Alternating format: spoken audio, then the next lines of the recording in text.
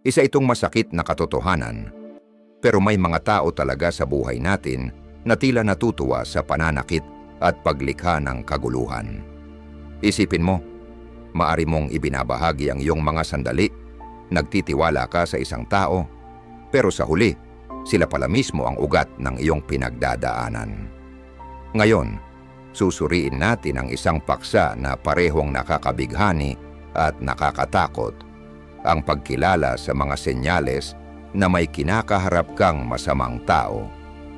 Minsan sila'y maaring kasamahan sa trabaho, kaibigan, o kahit sariling kamag-anak. Magaling silang magkunwari, nakakubli ang tunay nilang pagkatao sa likod ng alindog at karisma.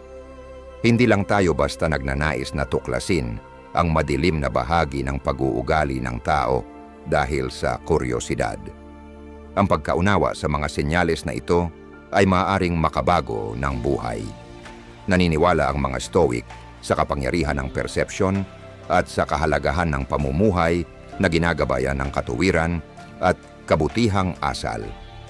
Sa pamamagitan ng pagtukoy at pag-unawa sa mga nakakalason na ugali, mapoprotektahan natin ang ating kapanatagan at makakabuo tayo ng mas malusog na relasyon habang nananatiling tapat sa Stoic na mga prinsipyo ng karunungan at pagpipigil sa sarili.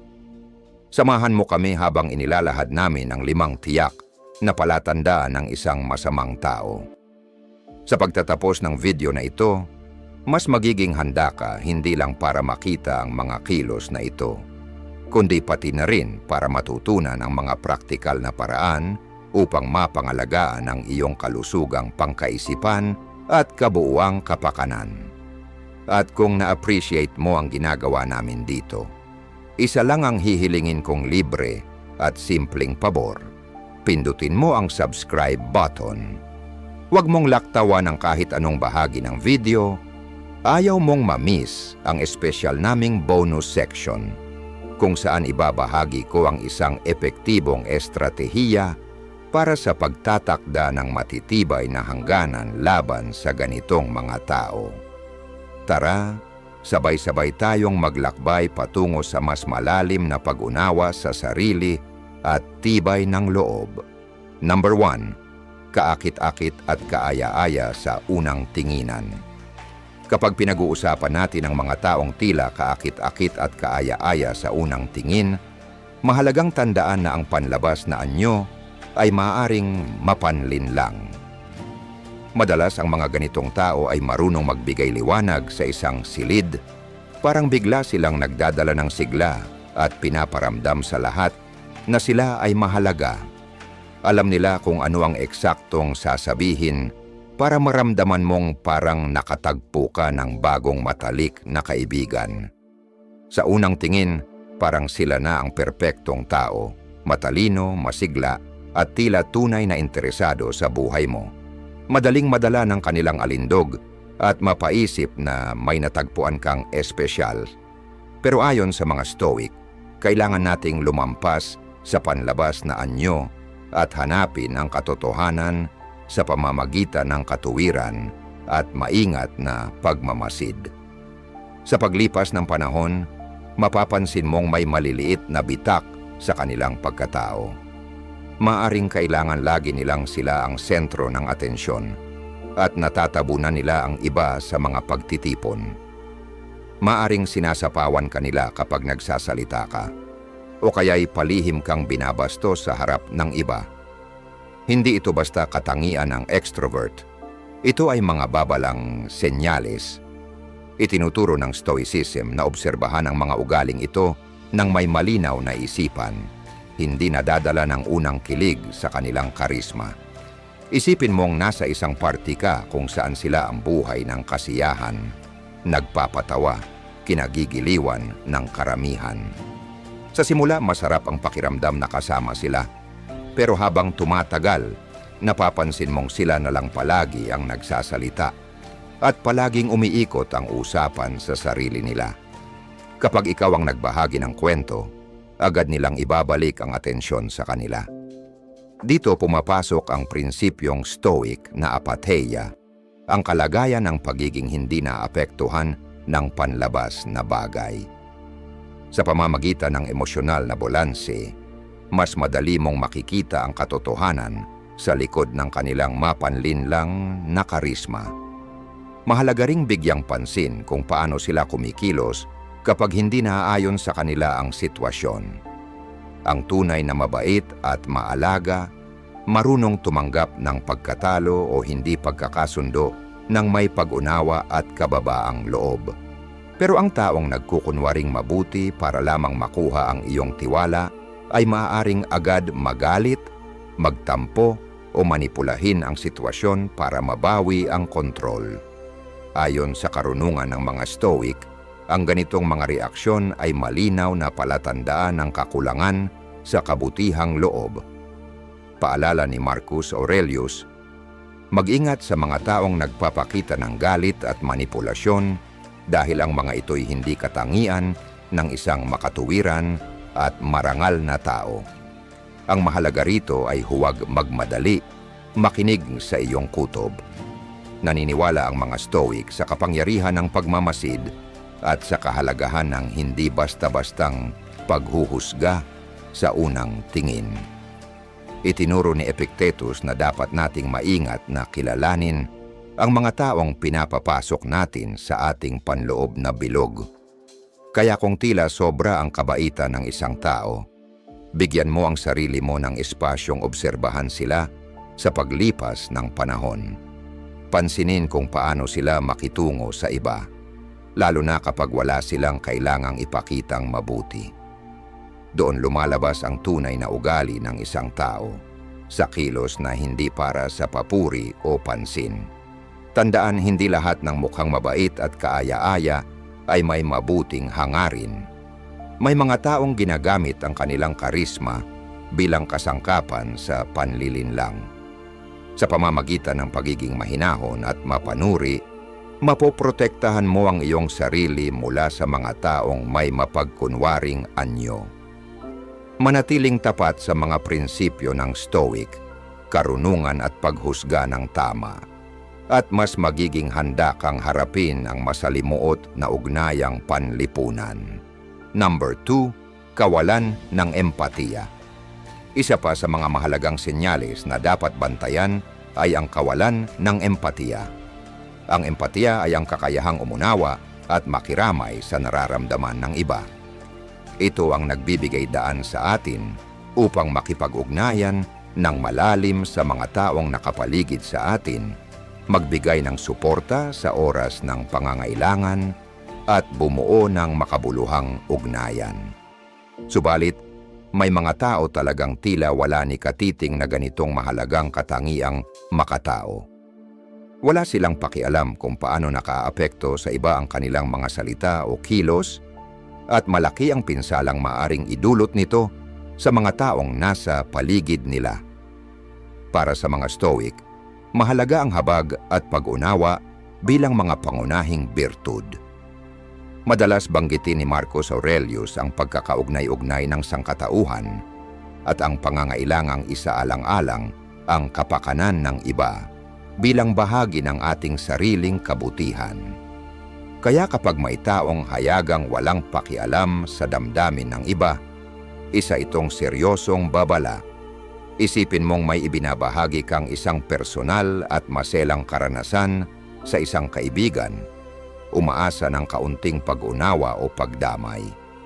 Pero sa halip na ipakita ang malasakit, binabaliwala lang nila ang nararamdaman mo o mas masahol pa, tinatawanan o minamaliit ang pinagdadaanan mo.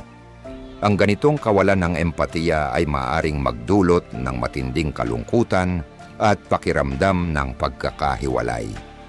At hindi lang ito sa mga panahon ng pagsubok, kapag hindi rin sila marunong makisaya sa mga tagumpay mo o pinipilit pa itong agawan ng kredito. Malinaw na hindi sila tunay na nakikiisa sa iyong buhay. Hindi rin limitado ang ganitong asal sa mga personal na ugnayan. Isipin mo ang isang boss na pinupuwersa ang kanyang mga empleyado hanggang sa sukdulan na walang kahit anong konsiderasyon sa kanilang kalagayan. Maaring ipagkait ang tamang bayad sa sobrang oras, balewalain ng mga kahilingang magpahinga, o alipustahin pa sila sa harap ng iba, hindi upang turuan, kundi upang hiyain.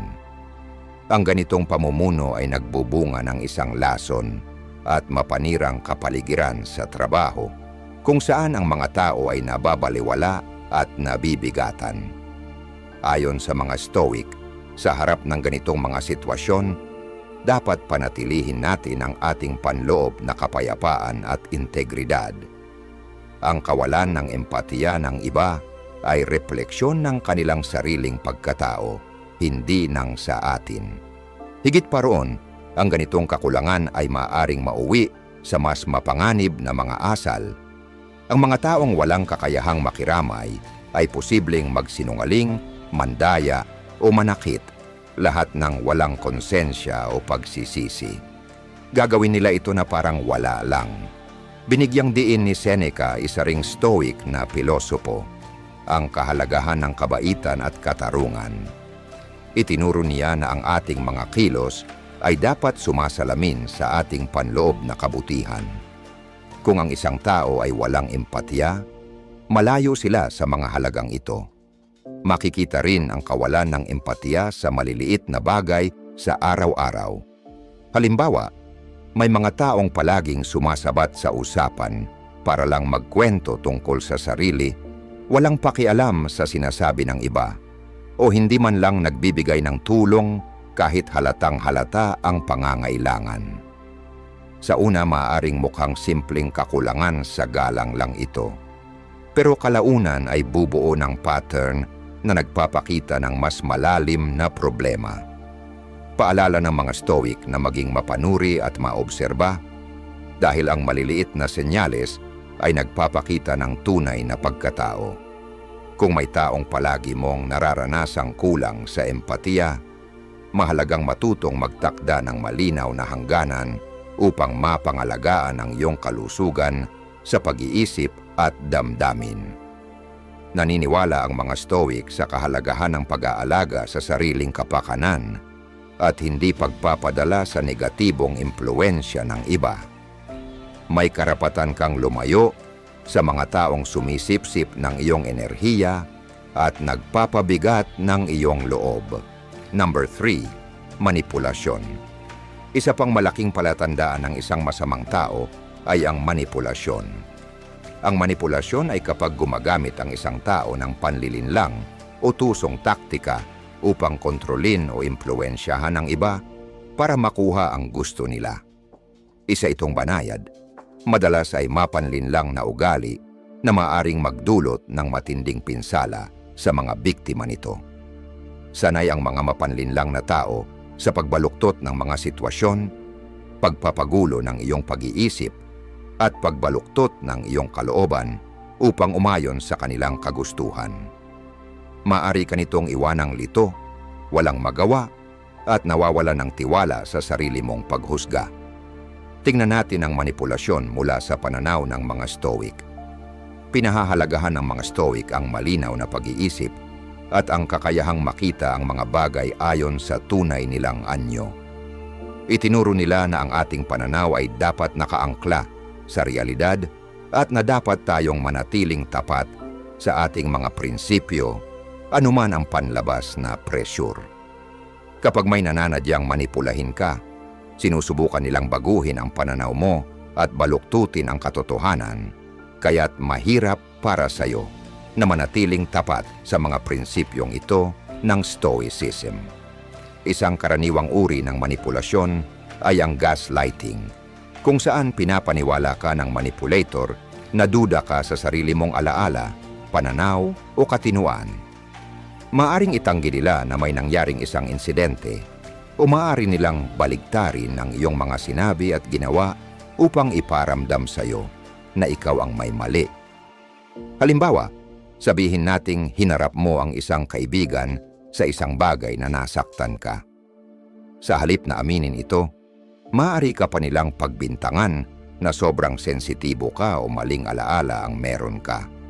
Unti-unti nitong sinisira ang kumpiyansa mo at pinapaniwala kang mas totoo ang bersyon nila ng katotohanan kaysa sa iyo. Sanay ding umarte bilang biktima ang mga mapanlinlang. Maaring iparamdam nila sa iyo na may utang ka sa kanila o ikaw ang may pananagutan sa kanilang kaligayahan o kapakanan. Maaring may kaibigan kang laging nagrereklamo sa mga problema nila. Inaasahang iiwan mo ang lahat para sa kanila, pero hindi ka man lang nila sinusuportahan pabalik. Maaring sabihin nila ang mga katagang, kung tunay kang kaibigan, gagawin mo ito para sa akin. Kaya napipilitan kang sumunod kahit ayaw mo. Binigyang diin ng mga Stoic, lalo na ni Epictetus, ang kahalagahan ng pagkakaalam kung ano ang nasa ilalim ng ating kontrol at kung ano ang hindi. Hindi natin kontrolado ang kilos o emosyon ng iba. Ang tanging kaya nating kontrolin ay ang ating tugon. Isipin kung paano gumagamit ng papuri o charm ang isang manipulator para makuha ang gusto nila. Sa una, maganda ang pakiramdam. Baka purihin ka nila ng paulit-ulit at iparamdam sa iyo na espesyal ka. Pero mapapansin mong may kapalit ang mga papuri nila. Pupurihin ka lang nila kapag may kailangan sila sa iyo o kung gusto nilang may gawin ka para sa kanila. Dahil dito, pakiramdam mo may utang ka o kaya kailangan mong umayon sa inaasahan nila upang manatili ang kanilang pag-ayon o pagmamahal.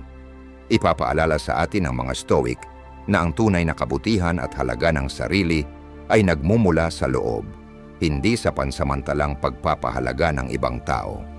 Ang manipulasyon ay maaari ring magpakita sa anyo ng pag-iisa o isolation. Maaring subukan ng isang manipulator na ilayo ka sa iyong mga kaibigan at pamilya upang lalo kang umasa sa kanila. Maaari nilang sabihin, wala namang pakialam sa iyo ang mga kaibigan mo, o ako lang ang tunay na nakakaintindi sa iyo. Ginagamit nila ito para madali kang kontrolin dahil wala ka ng ibang sandigan kundi sila. Naniniwala ang mga Stoic sa pagpapanatili ng matibay at makabuluhang ugnayan sa kapwa dahil kinikilala nilang tayong mga tao ay likas na panlipunan. Ang isolation ay laban sa prinsipyong ito dahil pinapahina nito ang ating suporta at pinapalala ang ating kahinaan laban sa manipulasyon. Isa pang anyo ng manipulasyon ay ang pinansyal. Maaring umutang sila ng pera at hindi ito bayaran o kontrolin ang iyong pananalapi upang hindi ka maging malaya. Halimbawa, isang kapareha ang maaring insisteng siya ang humawak ng lahat ng pera sa relasyon at kailangan mong humingi ng pahintulot bago gumastos. Dahil dito, nagiging mahirap para sa iyo na umalis sa relasyon o maging independyente. Hihikayatin tayo ng mga Stoic na hangarin ang pagiging self-sufficient at malaya upang hindi tayo madaling maimpluwensyahan o makontrol ng iba. Mahirap tukuyin ang manipulasyon, lalo na kung may pagmamalasakit ka sa taong sangkot. Itinuturo sa atin ng mga Stoic na maging mapagmatyag at mapanuri upang makita ang mga bagay ng malinaw at kumilos ng may integridad. Kung pinaghihinalaan mong may nananadyang manipulahin ka, humakbang palayo at suriin ang sitwasyon ng may pagkamakatwiran. Inuuna ba nila lagi ang sarili nilang pangangailangan kaysa sa iyo? Palagi ka bang pinaparamdam na may kasalanan ka o na hindi ka sigurado sa sarili mo? Sinusubukan ba nilang kontrolin ang ilang aspeto ng buhay mo o ilayo ka sa iba? Mahalaga ang pagtatakda ng malinaw at matibay na hanggunan sa mga manipulator at panindigan ito. Magsalita ng malinaw at may paninindigan tungkol sa kung ano ang tatanggapin mo at kung ano ang hindi. Tandaan, may karapatan ka sa sarili mong iniisip, nararamdaman at ginagawa. Paalala sa atin ng mga Stoic na bagamat hindi natin kontrolado kung paano kumilos ang iba, kontrolado natin ang ating tugon. Sa pagpapanatili ng ating panloob na lakas at kalinawan, mapoprotektahan natin ang ating sarili laban sa masasamang epekto ng manipulasyon at mananatiling tapat sa ating mga pinahahalagahan. Number 4. Pag-uugaling kontrolado. Isa sa mga pinakakitang-kitang palatandaan ng isang masamang tao ay ang pag-uugali ng pagkokontrol. Higit pa ito sa simpleng mga hilig o kakaibang ugali. Ito ay tungkol sa isang tao na nagtatangkang mangibabaw sa bawat aspeto ng iyong buhay, na nag-iiwan ng kaunting espasyo para sa iyong sariling autonomiya at desisyon. Madalas itago ng mga kontroladong tao ang kanilang ugali sa ilalim ng pagpapakita ng malasakit o pangangalaga, ngunit sa ilalim ng lahat ng ito, tungkol pa rin ito sa kapangyarihan at kontrol. Ang mga Stoic na pinahahalagahan ang personal na kalayaan at sariling kontrol ay itinuturing na ang ganitong uri ng ugali ay labag sa pamumuhay ng isang mabuting buhay. Ang pag-uugali ng pagkokontrol ay maaaring magpakita sa maraming paraan. Halimbawa, maaaring mayroon kang kaibigan na palaging nagtatangkang pumili ng lugar na pupuntahan at mga gagawin nyo. Bagamat sa una ay mukhang wala itong masama, habang tumatagal ay mapapansin mong paulit-ulit na hindi pinapansin o binabalewala ang iyong mga hilig at opinyon. Maaring sabihin nila, "Alam ko kung ano ang pinakamabuti para sa atin," o "Mas masaya ka kung makikinig ka lang sa akin." Hindi ito tungkol sa magkasamang paggawa ng desisyon. Ito ay tungkol sa isang tao na ipinipilit ang kanilang kalooban sa iba. Sa mga relasyon, ang pag-uugali ng pagkokontrol ay maaring maging mas delikado. Maaring subukan ng isang kapareha na i-monitor ang iyong mga galaw, humingi ng patuloy na updates tungkol sa iyong mga ginagawa, at pati na rin diktahan kung sino ang maaari mong makasalamuha at hindi. Maaring kalikutin nila ang iyong telepono, tingnan ang iyong mga mensahe, o magpilit na malaman ang lahat ng iyong mga password. Ang ganitong uri ng pagmamasid at labis na kontrol ay maaring magdulot sa iyo ng pakiramdam ng pagkakulong at pagkabahala, palaging nag-iingat upang maiwasan ang anumang hidwaan. Binibigyang diin ng mga Stoic, lalo na si Epictetus, ang kahalagahan ng pagpapanatili ng iyong sariling kalayaan at autonomiya, anuman ang mga panlabas na presyon. Ang kontrol ay maaari ring magpakita sa anyo ng pinansyal na manipulasyon.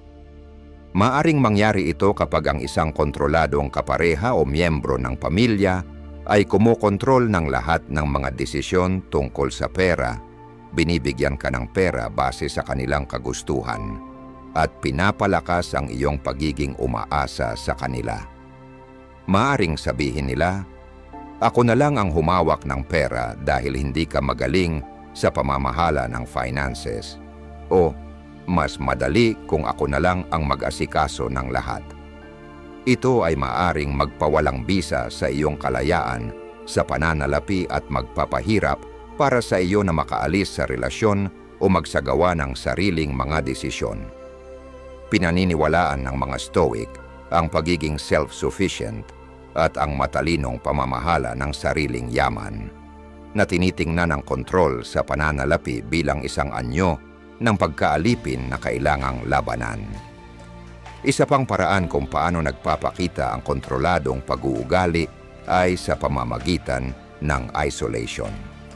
Ang isang kontroladong tao ay maaaring subukan kang paghiwalayin sa iyong mga kaibigan at pamilya. Ipinapakita na sila lamang ang tunay na nakakaintindi sa iyo o nagmamalasakit sa iyo. Maaring batikusin nila ang iyong mga mahal sa buhay at magsabi ng mga bagay tulad ng, "Wala namang pakialam sa iyo ang mga kaibigan mo," o "Toxic ang pamilya mo." Habang tumatagal, maaring mapansin mong lalo kang naiiwan at umaasa na lamang sa kontroladong tao para sa suporta at kasama. Kinilala ng mga Stoic ang kahalagahan ng komunidad at suportadong ugnayan. Tinitingnan nilang ang isolation ay nakakasama sa parehong personal na paglago at kaligayahan. Madalas ding ginagamit ng mga kontroladong tao ang pagbabanta at pananakot upang mapanatili ang kanilang kapangyarihan. Maaring magbanta sila na iiwan ka, saktan ang kanilang sarili, o kahit na ikaw kung hindi mo susundin ang kanilang mga utos. Nagdudulot ito ng takot at pagkabahala, kaya't mahirap mag-isip ng malinaw o gumawa ng mga desisyon na makikinabang ka. Itinuturo ng mga Stoic, lalo na si Seneca, na dapat nating harapin ang ating mga takot at huwag hayaan na tayo ay matakot at pasakop sa iba. Ang tunay na tapang at karunungan ay matatagpuan sa pagtindig laban sa mga ganitong pagbabanta at pag-aangkin muli ng ating sariling kapangyarihan. Mahalaga na maunawaan na ang pag-uugali ng pagkokontrol ay higit pa sa nais na gawin ang mga bagay ayon sa isang partikular na paraan.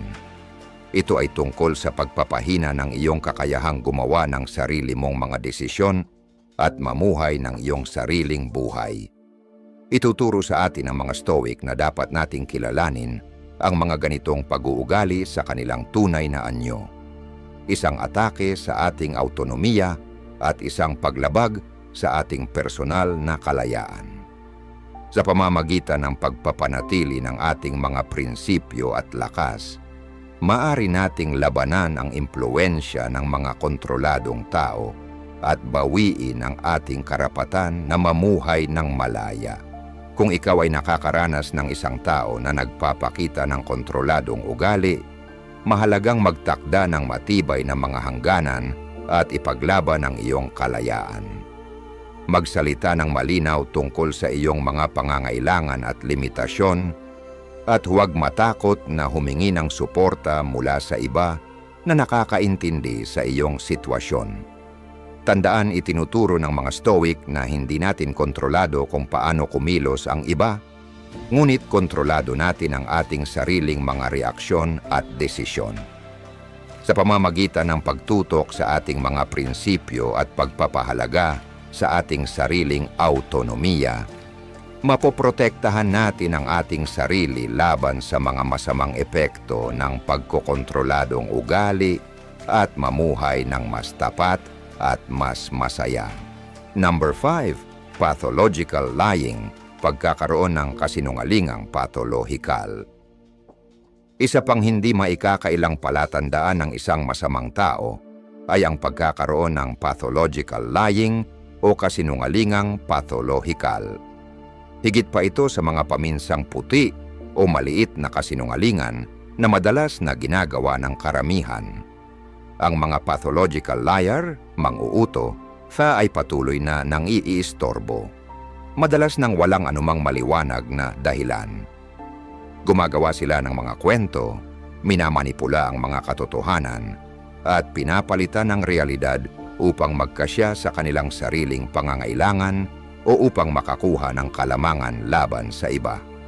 Ang ganitong ugali ay maaaring magdulot ng malubhang pinsala sa mga relasyon, pinapalakas ang pagkawasak ng tiwala at lumikha ng isang sapantahan ng mga kasinungalingan na mahirap masolusyonan. Pinahahalagahan ng mga Stoic ang katotohanan at integridad sa lahat ng bagay.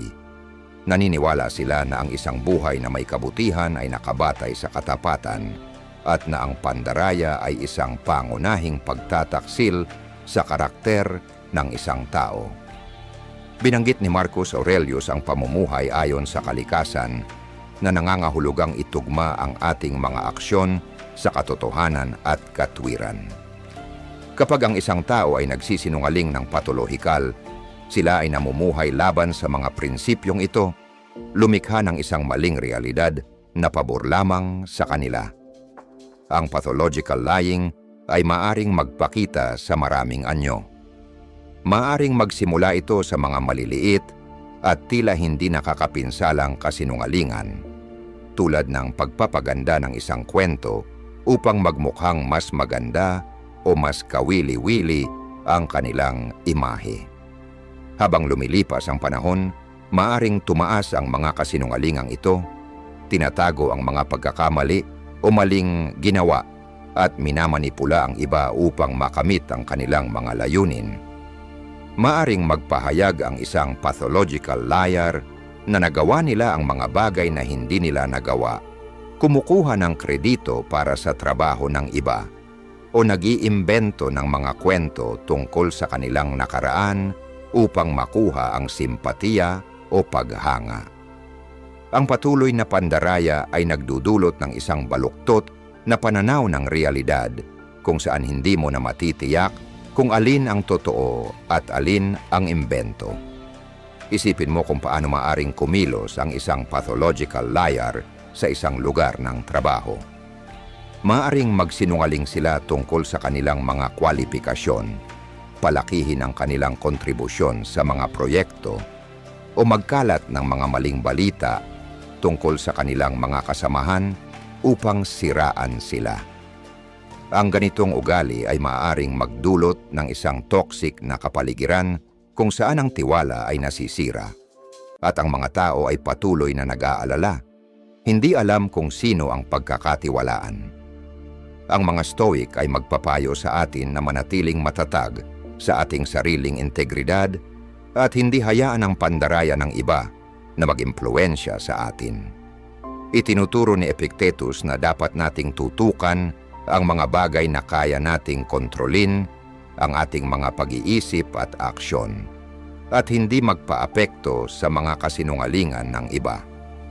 Sa mga personal na relasyon, ang pathological lying ay maaring maging mas mapaminsala. Isipin mong ikaw ay nasa isang relasyon sa isang tao na patuloy na nagsisinungaling tungkol sa kanilang mga kinaroroonan, nakaraan o nararamdaman. Ang ganitong ugali ay maaring magdulot sa iyo ng insecurity, pagkabahala at palaging pagdududa sa iyong mga perception. Maaring magduda ka na sa iyong alaala o magsimula ng mag-isip ng 2 beses sa iyong mga instinct, at ito ang nais ng sinungaling. Namumuhay sila sa paglikha ng kalituhan at instability na pinapalakas ang iyong pagkabahala upang mapanatili nila ang kontrol. Ipapaalala sa atin ng mga Stoic na dapat nating pagkatiwalaan ang ating sariling paghatol at hindi magpapaapekto sa mga manipulasyon ng iba. Itinuturo ni Seneca na ang tunay na kapayapaan ay nagsisimula sa ating sarili at hindi natin dapat hayaan ang pandaraya ng iba na maggulo ang ating inner tranquility. Isa sa mga pinakapinsalang aspeto ng pathological lying ay ang pagiging mahirap itong tuklasin sa simula. Ang mga pathological liar ay maaring maging labis na kumbinsido, nagsisinungaling na may mataas na kumpiyansa at detalyadong paliwanag, kaya't mahirap hindi maniwala sa kanila. Maaring pagsamahin nila ang katotohanan at kasinungalingan, kaya't lalong nahihirapan matukoy kung ano ang totoo. Dito pumapasok ang prinsipyo ng mga Stoic ng pagiging mapagmatyag. Dapat tayong maging observant at critical. Hindi basta tanggapin ang mga bagay ng walang pagsusuri, kundi hanapin ang katotohanan sa pamamagitan ng maingat na konsiderasyon at ebidensya. Kapag nahuli mong nagsinungaling ang isang tao, pakinggan kung paano sila magre-react. Nagiging defensive o agresibo ba sila? Sinusubukan ba nilang ibalik sa iyo ang mga kasalanan? O nag-aalok ba sila ng isang plausible na paliwanag na tila makatwiran, kahit na ito'y isa pang layer ng kasinungalingan? Ang isang tunay na tao ay aamin sa kanilang mga pagkakamali at magsisikap itama ito. Samantalang ang isang pathological liar ay magpapatuloy sa kanilang mga kasinungalingan, gumagawa pa ng mas komplikadong web ng mga kasinungalingan. Ang mga Stoic ay magpapayo sa atin na manatiling kalmado at makatarungan sa harap ng ganitong uri ng ugali at kilalanin ito sa tunay nitong anyo at hindi tayo magpaapekto. Mahalaga ring isaalang-alang ang pangmatagalang epekto ng pathological lying. Habang tumatagal, maaari nitong sirain ang pundasyon ng tiwala na siyang pinagmumulan ng anumang relasyon. Kapag nasira ang tiwala, napakahirap itong ibalik. Maaari mong mapansin na ikaw ay palaging nagdududa, laging nagtataka kung ikaw ba ay muling pinagsisinungalingan. Magdudulot ito ng toxic cycle ng mistrust at galit. Pinaniniwalaan ng mga Stoic ang kahalagahan ng pagtatag ng mga matibay at tapat na relasyon batay sa mutual na respeto at pangunawa. Kapag nakikitungo sa isang pathological liar, kailangan mong magdesisyon kung ito ba ay nararapat pa ring subukang ibalik ang tiwala o mas mainam na layuan ang kanilang toxic na impluensya. Kung ikaw ay nahulog sa isang relasyon o sitwasyon kasama ang isang pathological liar, mahalaga na magtakda ng matibay na mga hangganan at protektahan ang iyong mental at emosyonal na kalusugan. Magpapayo ang mga Stoic na manatiling tapat sa iyong sariling mga pagpapahalaga at prinsipyo at huwag hayaang ikaw ay mahila pababa ng kasinungalingan ng iba. Maging malinaw tungkol sa kung ano ang kaya mong tiisin at kung ano ang hindi mo kayang tolerahin at huwag matakot na lumayo mula sa isang relasyon o sitwasyon na nakabatay sa mga kasinungalingan. Tandaan, ang iyong kapayapaan at integridad ay mas mahalaga kaysa panatilihin ang koneksyon sa isang tao na patuloy na nagsisinungaling sa iyo.